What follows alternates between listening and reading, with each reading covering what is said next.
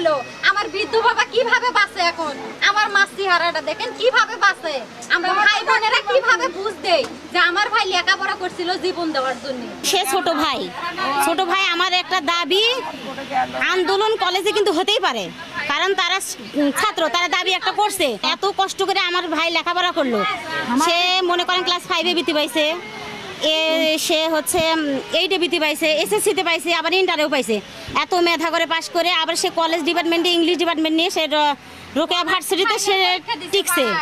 নিবন্ধনেও সে টিকছে তারপরেও সে কেন একটা চাকরির জন্য তার কেন জীবনটা হারাইতে হলো আমার কথা সে আন্দোলনে গেছে সবই ঠিক আছে তারা লাঠি পিটা করে শ্বাস করলো না কেন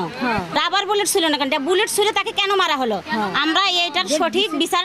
সরকারের কাছে চাই এবং এটা আমাদের দাবি আমার ভাই হিসাবে আমি দাবি করতেছি তার বোন যে সরকারে কেন ডাইরেক্ট গুলি করার পারমিশন দিল এটার বিচার আমরা সাধারণ জনগণ সবাই আমরা চাচ্ছি আসসালামু আলাইকুম ওয়া রাহমাতুল্লাহ